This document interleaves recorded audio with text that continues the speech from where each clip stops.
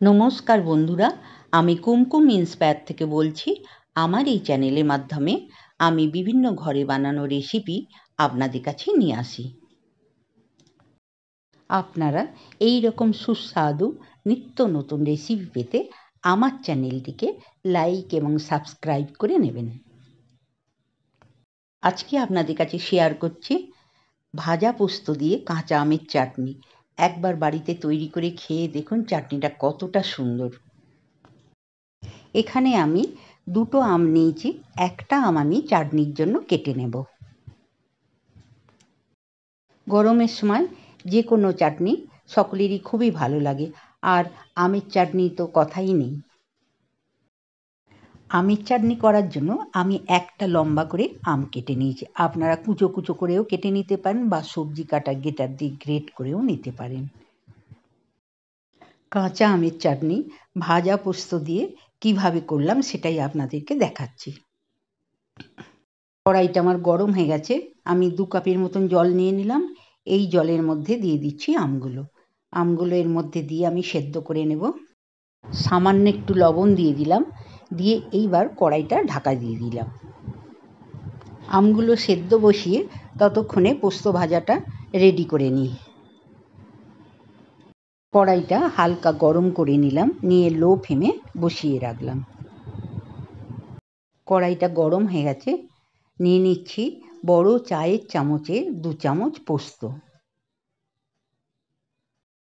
পোস্তটা নাড়াচাড়া করে ভেজে নিলাম। আর ভাজা পোস্তটা মিক্সির মধ্যে নিয়ে সামান্য একটু জল দিয়ে আমি পেস্ট করে নেব।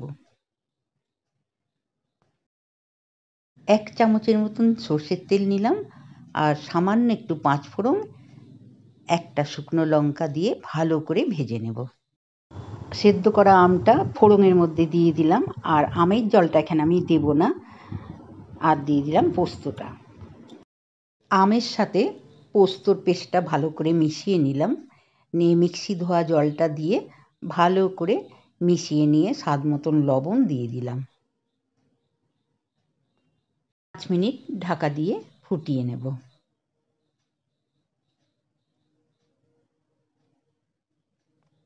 5 মিনিট হয়ে গেছে, ঢাকাটা আমি খুলে নিলাম।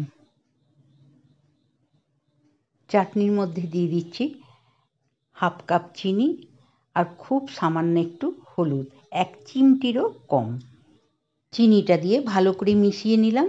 ঢাকা দিয়ে 2 মিনিট মিডিয়াম গ্যাসে ফুটিয়ে নেব। 2 মিনিট হয়ে গেছে, আমি ঢাকাটা খুলে দেখে নিচ্ছি, ভালোই ফুটে গেছে। এইবার আমি বাটির মধ্যে তুলে নেব। ভাজা পোস্ত দিয়ে কাঁচা আমের চাটনিটা আপনাদের কেমন লাগলো? ভালো লাগলে অবশ্যই বাড়িতে তৈরি করে খেয়ে দেখুন।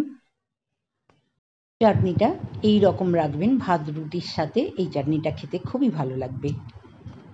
রেসিপিটা ভালো লাগলে লাইক করবেন, কমেন্ট করবেন, আর বন্ধুদের মধ্যে শেয়ার করবেন। আমার চ্যানেলে নতুন বন্ধু হলে চ্যানেলটি সাবস্ক্রাইব করবেন। ভালো থাকবেন, নমস্কার।